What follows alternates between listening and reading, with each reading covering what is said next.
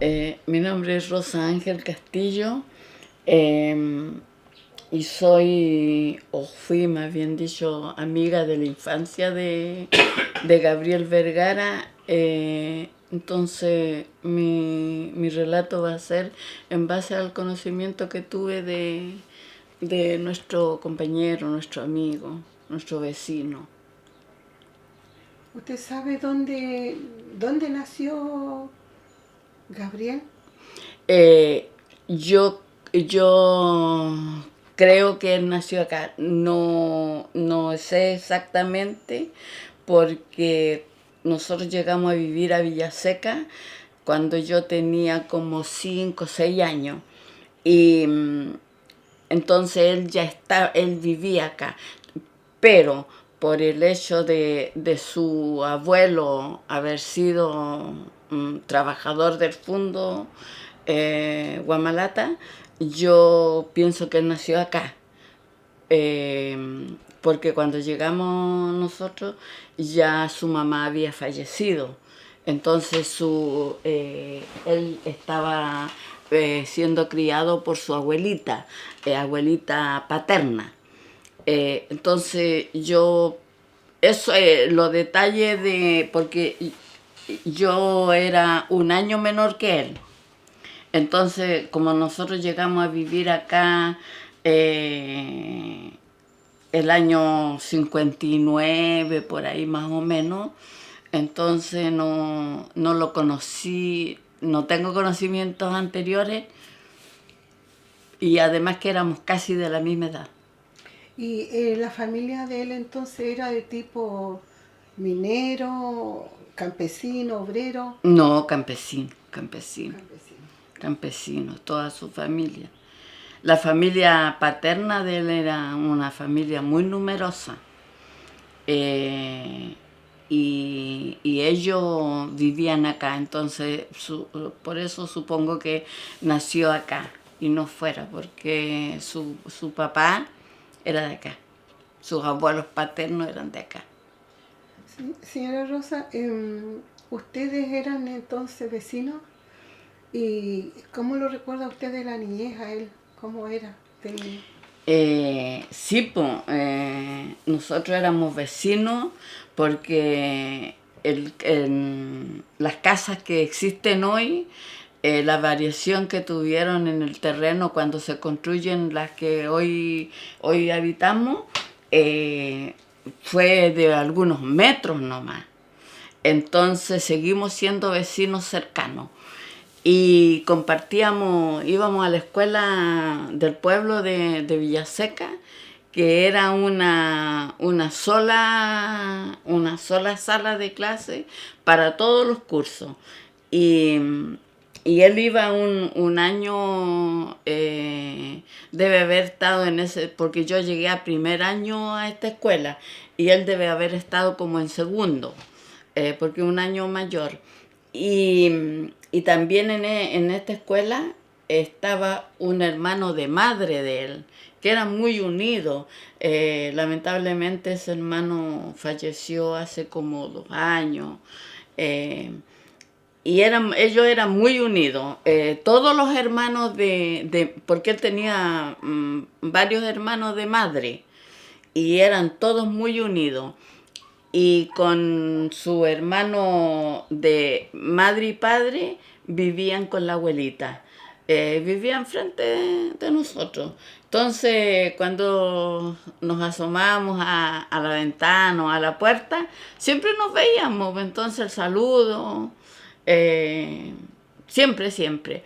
Cuando lo castigaba la abuelita o cuando nosotros mismos nos castigaban, cuando salíamos a jugar en la noche, a la calle, a los juegos que en esa época era la diversión, po. Hasta cierta hora donde la primera mamá que llamaba a acostarse, ya todos nos despedíamos hasta el otro día. Y luego él, porque esta escuela de acá era hasta el cuarto básico, en ese tiempo cuarto primario. Entonces él se fue a la escuela de Guamalata y yo me quedé un año más acá. Entonces, pero la relación siempre fue muy buena. Él era una persona muy alegre, pero no era una persona atrevida, nunca fue así. Era muy alegre, muy solidario. Entonces, fuimos creciendo y a través del tiempo se fue creando esa amistad que incluso hoy todavía existe en los niños de esa época que hoy viven, que hoy habitan acá. Todavía existe esa amistad, que nunca hubo problemas, nunca peleas de ninguna índole. Y todas las peleas normales de niños y que las arreglábamos entre nosotros, pero nuestros papás jamás se metían. Y entonces teníamos las mismas labores de la casa, que todos teníamos que ir a buscar el agua, la leña, y el día llegamos de la escuela, nos cambiábamos ropa y ya empezaban las actividades nuestras de la casa, porque que eran obligatorias. En ese tiempo acá no había agua, entonces el agua había que irla a buscar al río o a una quebrada, a una poza que había que era de agua vertiente. Y así transcurría el día, pues ya después fuimos creciendo y ya nuestras costumbres fueron cambiando en forma de acuerdo a nuestra edad, pues ya después empieza el fútbol, él termina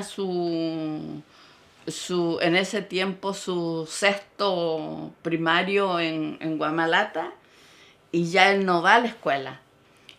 No continúa en Ovalle porque en esa época también era muy pocos los niños que continúan estudios superiores.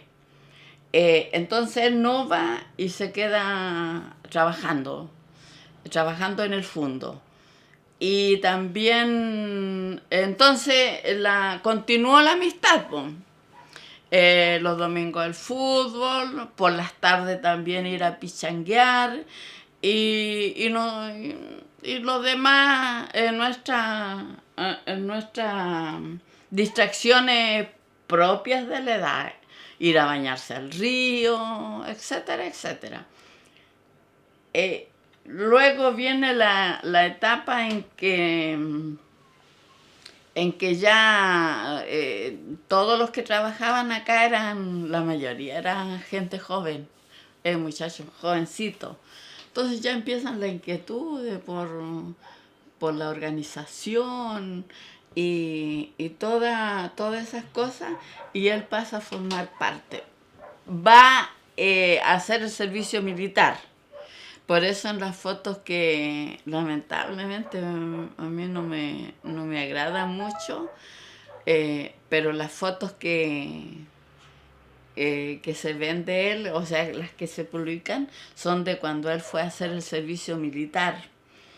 Eh, y regresa del servicio militar y ya se integra nuevamente a la comunidad. En todas las organizaciones, club deportivo, el año, de los 70 hacia acá, viene toda la etapa de organización del pueblo. Entonces él pasa a ser parte activa de eso. En general, toda la juventud de acá, ya de los años 70 hasta el 73, acá en el pueblo existían todas las organizaciones del pueblo, que ya era el centro de madre, ya estábamos nosotros, nos habíamos organizado como los más jóvenes Juventudes Comunistas, estaba el sindicato, y también estaban los pioneros, que hoy en día todavía los niños de esa época recuerdan las actividades que se hacían de pionero. Eh, de verdad que para mí la época en general, yo no me voy a saltar la época de mi niñez, que fue eh, dura, pero yo me imagino que dura para todos los campesinos, porque existía mucha analfabetismo en la gente. Los que salíamos de la escuela llegábamos hasta la primaria nomás. Y ya del 70 adelante eh, viene una etapa acá muy rica en cuanto a cultura. Acá el sindicato jugó un papel fundamental, entonces el sindicato abría sus puertas a la sede todos los días y todos los días había actividades. Se jugaba ping-pong, se jugaba taca-taca, los que jugaban dominó, las cartas, se iba a escuchar música. Cada quien llevaba sus discos y se escuchaba música, y bueno, y los discos también que estaban en la sede. Se salían los domingos a los trabajos voluntarios, se salían de paseo con los niños de los pioneros. Entonces era una actividad constante. Y él era activo en todas las actividades, activo. Entonces acá se inició en esos años un tiempo de mucha cultura. Acá se leía mucho, acá en general digo, porque nosotros como familia tuvimos la suerte y el privilegio de nuestra hermana y de nuestro papá, que les gustara leer. Entonces nosotros conocíamos ya de referencia algunos autores mundiales, pero en la época del 70 el sindicato logra convenio, y acá llegaban los libros para el sindicato Quimantú. Y a la vez que los Quimantú eran súper baratos, acá en la época del 70 hacia adelante, acá la gente compraba libros, compraba diario. Nosotros íbamos todos los fines de semana, acá sábado y domingo, iba una micro en la noche al cine, cuando venían los shows de artistas de Santiago, todo eso participábamos. Entonces acá en esa etapa se conoce grandes autores. Nosotros pudimos conocer en general a Máximo Gorki, a Tolstoy, a Shakespeare, lo que no conocíamos en la escuela, porque la escuela de Guamalate era muy buena. Lo conocíamos a través del sindicato, y también estaba la biblioteca del sindicato que nosotros podíamos ir a leer, y cada quien en su casa tenía sus poquitos de libro. Entonces, era una efervescencia, y por supuesto que él era parte de todo ese engranaje, porque era muy natural, no era una cuestión que decir, oye, hay reunión y hay que ir. No, se había una reunión, todo el mundo iba.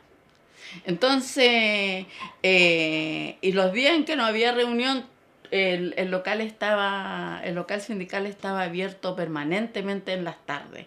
Entonces, que el que quería iba para allá, pues. De la etapa ya del trabajo como trabajador, y de la etapa de su entrega de su trabajo como dirigente, porque él pasó por todas las dirigencias de las organizaciones. Ya ahí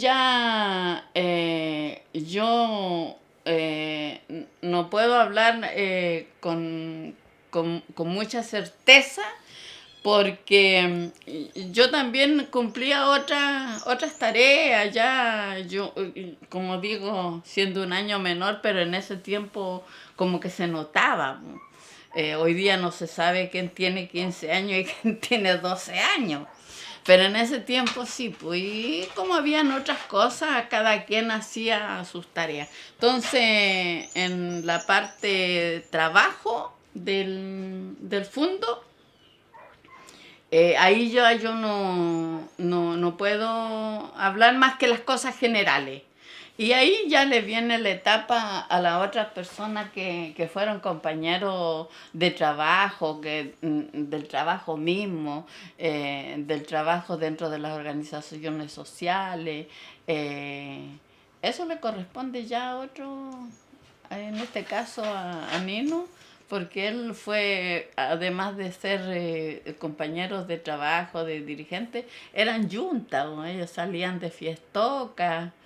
Entonces, pero yo tengo muy buenos recuerdos, muy lindos recuerdos, y por supuesto que hay muchas anécdotas, todas, porque éramos niños normales. ¿Hay alguna anécdota donde él tenga que ver, compañero? Claro, bueno, teníamos todos que ver pues, en el camino que une Villaseca con Guamalata, cerca del cementerio, en la parte del bajo había era un terreno donde sembraban, y a la orilla del camino habían membrillos y unas higueras. Entonces nosotros nos pasábamos, nos comíamos los higos, las brevas, y los membrillos los sacábamos y se los vendíamos, o no vendíamos en ese tiempo, se los cambiábamos por pan a los niños de Guamalata. Y él era parte activa en eso de sacarnos los membrillos. Y cuando la persona que estaba a cargo, que era el que sembraba, le faltaba la fruta, entonces se venía a vigilar. Y bueno, nosotros también vigilábamos cómo sacarlo y que no nos pillaran. Sí, eso, ese tipo de anécdotas. Los días previos al golpe, acá fueron bastante movidos, pero no, yo personalmente podía captar que habían algunos problemas, pero de que yo supiera de lo que venía, no, que como que en la atmósfera así, por lo que uno escuchaba la radio, en ese tiempo la radio, pues, porque no teníamos televisión.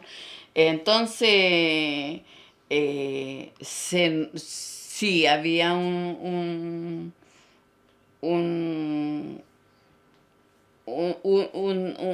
atmósfera, pero para ser franco, yo en mi conocimiento, no estaba siquiera el poder imaginarme que podría pasar lo que pasó. ¿Y el 11 de septiembre, cómo lo recuerda usted? ¿Dónde estaba Gabriel? El 11 de septiembre yo viajé a Antofagasta el 10 de septiembre. Por lo tanto, a mí el golpe de Estado me pilló amaneciendo, y el bus que yo iba a Antofagasta fue detenido por militares con la cara negra y en situación de combate a la afuera de Antofagasta, a la entrada como donde estaba por ahí la Negrita, que le llaman. Por ahí estaban los militares. Y entonces yo estuve más o menos como 3-4 días en Antofagasta, porque no podía regresar. Y entonces yo me regreso. Cuando yo me regreso, ya acá había ocurrido todo lo que ocurrió, entonces yo exactamente el día 11 no lo viví acá. Yo ya empecé a vivir como 5, 8 días después del golpe acá, porque me regreso y ya estaban todos detenidos, estaban unos en La Serena, otros aquí en Ovalle. Entonces ahí ya empezó para mí el ir todos los días a La Serena, porque ya los habían trasladado a La Serena, ir todos los días a La Serena a ver cómo estaba la cosa, pues, a verlos a ellos, y se hacían filas ahí en la cárcel de La Serena. Entonces me tocó hasta previo al 16 de octubre, a mí me tocó verlo las veces que fui a la cárcel, me tocó verlo. Pero ya las conversaciones que teníamos, una era que ellos no querían, ningún preso quería que nosotros nos sintiésemos ellos le bajaban el perfil para que nosotros no nos sintiésemos mal, incómodas. El 16 de octubre, en sí, yo voy a La Serena, a la cárcel, porque no me entero. Yo no me entero de lo que pasó, porque yo voy viajando. Entonces cuando llegamos allá no nos dejaron entrar a la calle de la cárcel y no nos permitieron nada. Nos tuvimos que regresar y al otro día yo voy a La Serena. Vamos, no, mucho, mucho, mucho. Y ahí, en la cárcel de La Serena, a mí, como la abuelita de él era muy viejita, entonces un gendarme me pregunta que, no, le digo yo soy de él, mi vecina y pariente un poco lejana, le mentí. Y ahí me entregan una frazada con algunas cosas de él, personales, para que yo se las traiga a la abuelita. Y yo se las traje, pues para mí era súper complicado qué decirle, por qué traía eso.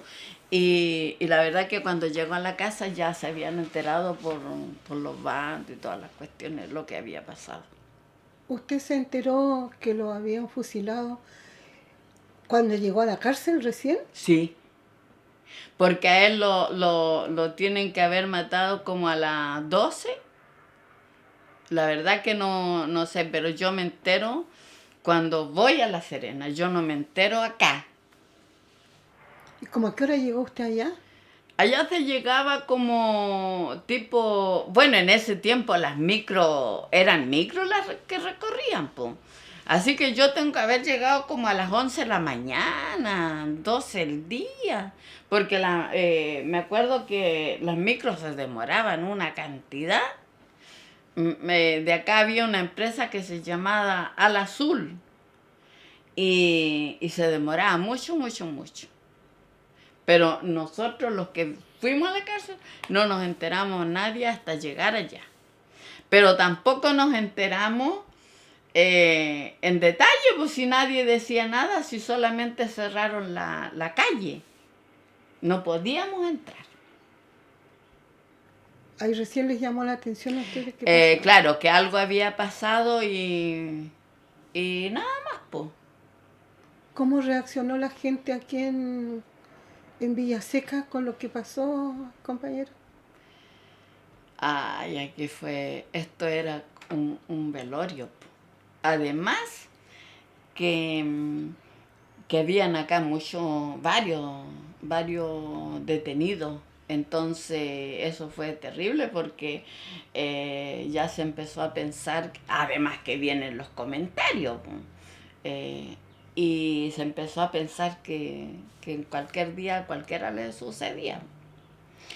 y ya casi no, uno hablaba y hablaba como callado, era una paz, no sé, pues era un silencio. Ya la vida del pueblo ya cambió, ya no era, o sea, no había por dónde tener un espacio de alegría, de qué, pues si habían matado a, a una de las personas que eran almas del pueblo. Si nosotros siempre, incluso hasta el día de hoy, nosotros siempre, este pueblo fue la gente muy unida.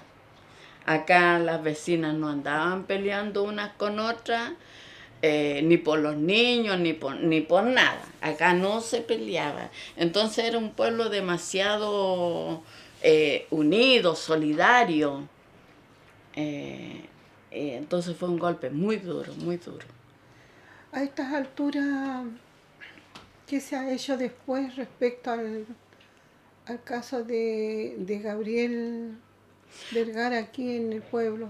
Ahora, a nosotros nos llamó mucho la atención cuando aparece el informe Rettig, y en el informe Rettig aparece el Gonzalo como militante del MAPU. Eh, Nos llamó mucho y no sabemos, nadie sabe el por qué apareció a él así, porque acá nunca hubo un militante del MAPU. Acá todo el que no era de la Juventud Comunista era del partido, y el que no era del partido era simpatizante, no, o sea, acá otro partido no. Entonces, eso fue bastante, yo hice algunas indagaciones para ver cómo arreglar esa cosa. Bueno, nunca dio resultado. A partir a partir de todo lo que pasó, cada quien cumplió lo que tenía que hacer. Yo pasé a formar parte de la Confederación El Surco. Fui dirigente de la Confederación y de la Federación Despertar del Norte de acá de Ovalle. Entonces yo ya tuve que salir a cumplir otras tareas, po. Y me fui a Santiago, pero prácticamente dormí en Santiago nomás, porque por el mismo trabajo venía constantemente para acá. Pero mientras estuve acá, nosotros lo único que hacíamos era el 11 de septiembre y el 16 de octubre prender velas ahí afuera, pues, y el que se acercara se acercaba, pero era muy complicado porque este pueblo fue bastante perseguido por carabineros. Entonces era muy difícil hacer algo. El año 2001 yo me vengo definitivamente acá a Villaseca. Ya mis viejos estaban bastante mayores y me vengo, y en ese año nosotros nos organizamos bien y como amigos decidimos hacer el monolito que está ahí afuera. Ese monolito lo construimos con fondos nuestros. Nosotros, todos los amigos, cooperó, y incluso cuando se estaba construyendo pasaban amigos y decían, bueno, ¿qué va a ser esto? Y ya yo puedo cooperar con esto otro, sí. Fue hecho por el grupo de amigos de él. Y lo inauguramos, hicimos la actividad, invitamos casa por casa a todo el pueblo y a los aledaños que por supuesto en estos sectores todo el mundo se conoce. Y nosotros calculábamos que que por último que llegaran los familiares y los más amigos. Pero la verdad que fue un éxito grande, vino mucha gente, y se inauguró y se hizo ahí afuera, en la calle. Durante varios años lo estuvimos haciendo ahí en la calle, pero a medida que lo hacíamos, esto iba creciendo. Por lo tanto, un día dijimos, bueno, pongámonos pantalones largos y hagamos esta cosa eh, más grande. Ya tuvimos también más libertades, más apoyo. Vinieron en ese tiempo la alcaldesa de Ovalle, que fue muy participativa, nos dio muchas facilidades y pudimos optar a fondos municipales para poder hacer recién la actividad así en grande.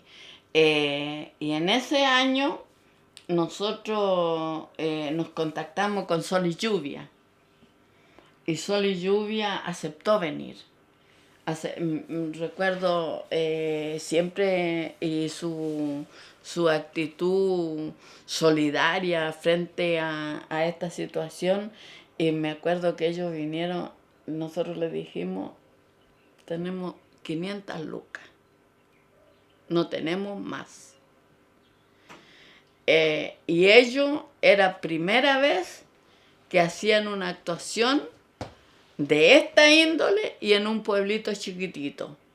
Ellos siempre estaban acostumbrados a hacer sus recitales en los pueblos grandes, pues en las ciudades. Entonces les llamó la atención y quisieron venir a conocer la historia completa.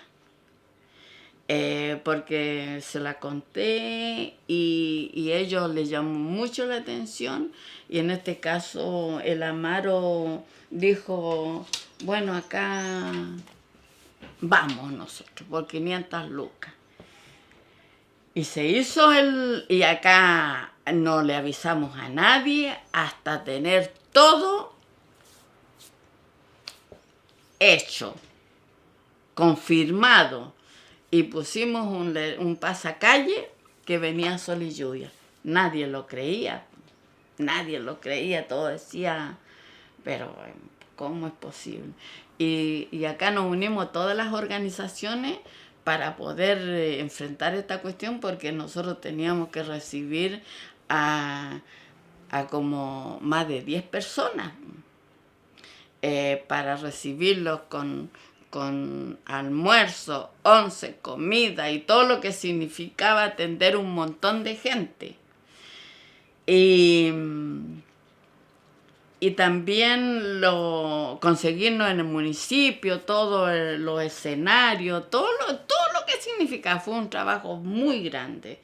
Y ellos llegaron como a las 2 de la tarde. Por supuesto que no andaba un alma, porque andaba gente, pero ya cuando empezaron ellos como a las 4 o 5 a ensayar, a meter bulla, no, la gente viene. La verdad que fue un éxito. El cálculo que pues hizo en la cancha de fútbol, el cálculo que nosotros en esa oportunidad juntamos más de 3.000 personas.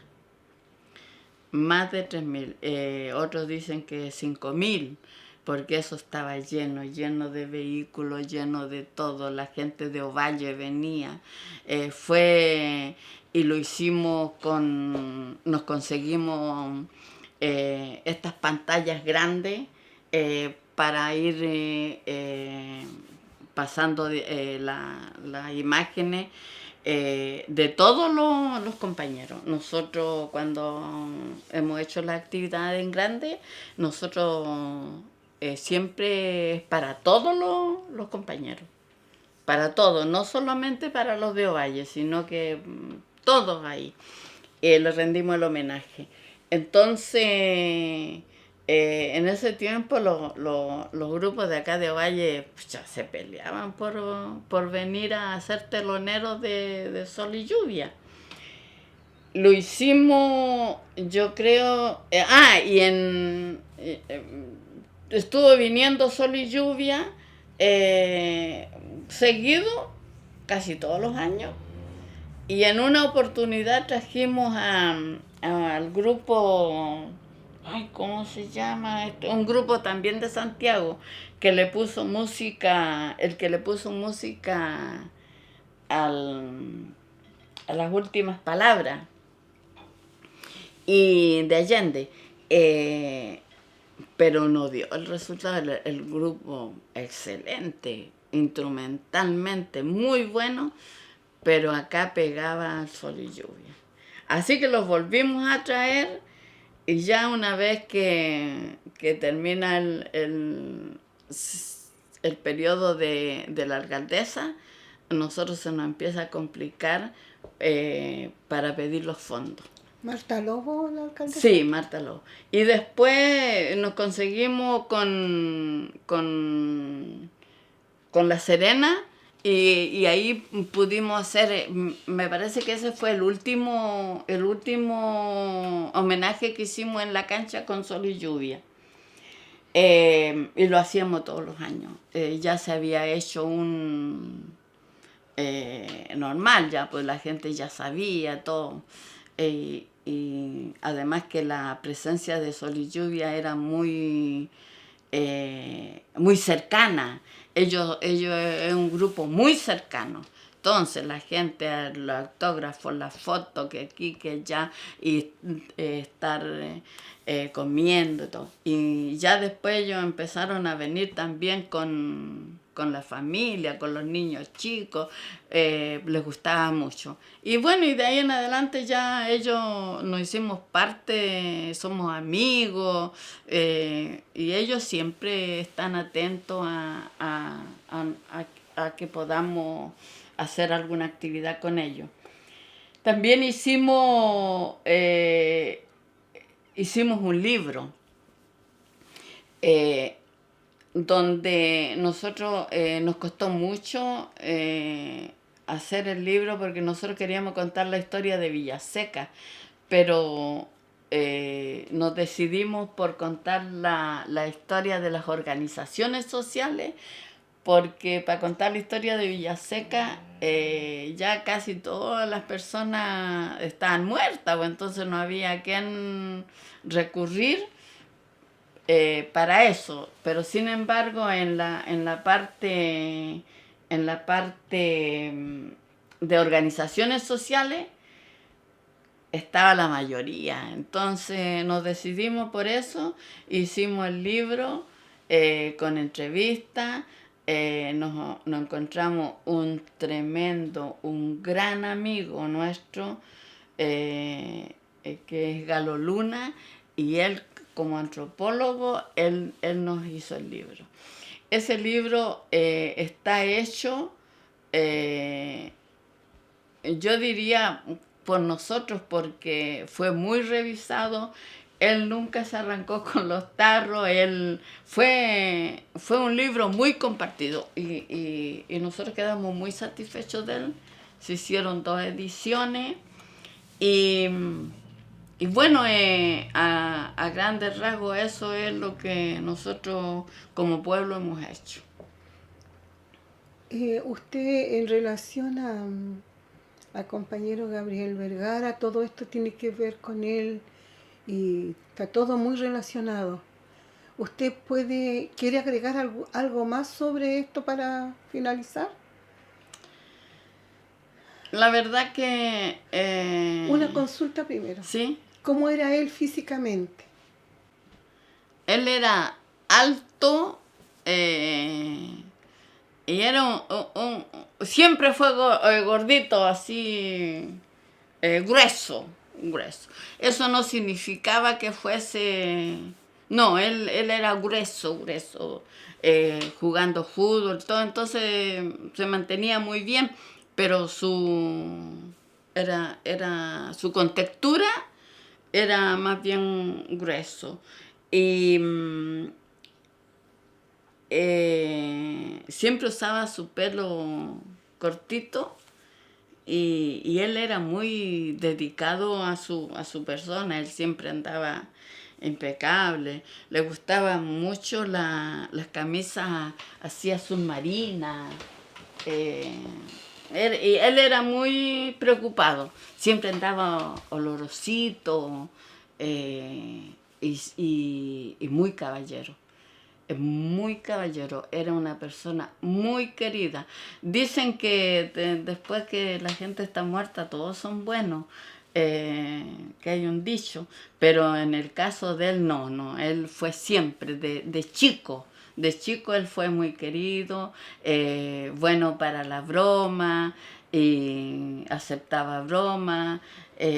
La verdad que yo nunca lo vi enojado, nunca lo vi enojado. Siempre alegre, siempre... Y era muy, muy, muy, muy querendón de sus abuelos, de sus hermanos. Él era muy, muy... Era, en general, toda la familia era muy apegado y él con sus abuelos era muy, muy cariñoso.